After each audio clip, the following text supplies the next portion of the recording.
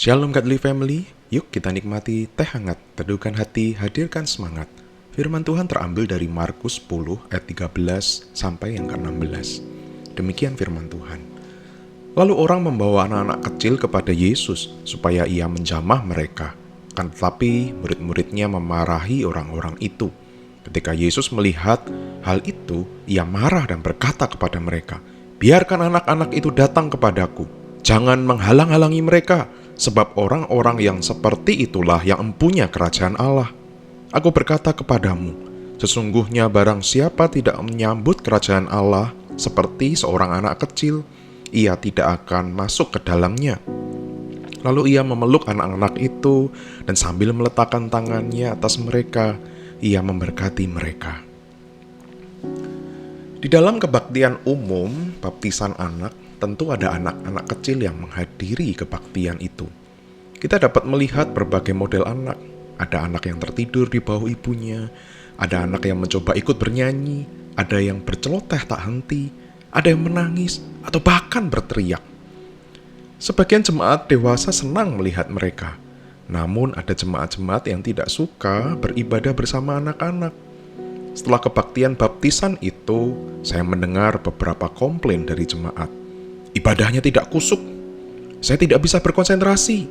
Seharusnya anak-anak ditempatkan di ruang khusus supaya tidak mengganggu kebaktian.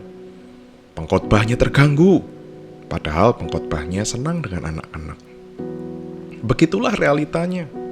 Seperti yang terjadi ketika anak-anak datang kepada Yesus.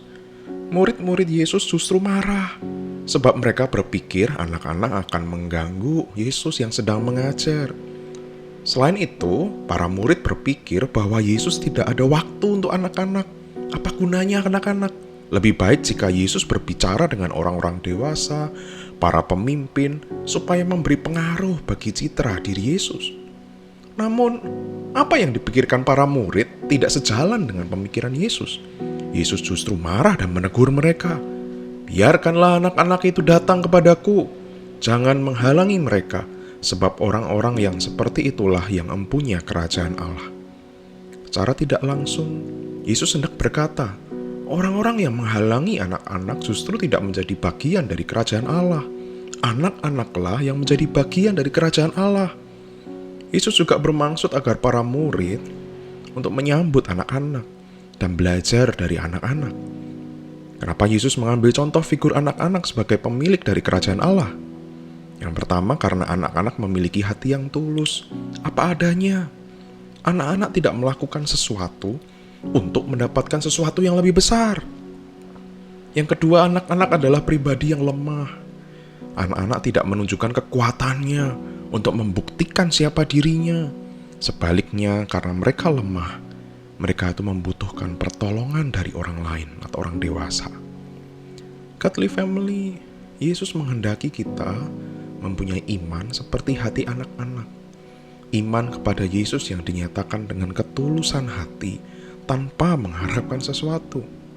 Iman yang tidak bersifat transaksional, hanya berpikir untung dan rugi mengikut Yesus.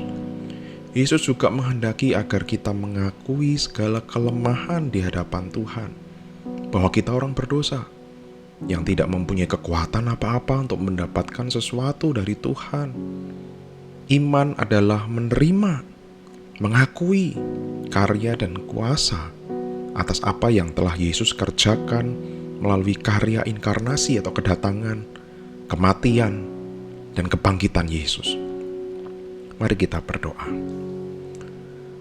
Tuhan Yesus, kami mau menyambut kerajaan Allah di dalam pribadi Yesus, seperti anak-anak kecil yang memiliki iman yang tulus dan iman yang mengakui kelemahan diri dan mengakui kuasa dari karya Tuhan Yesus.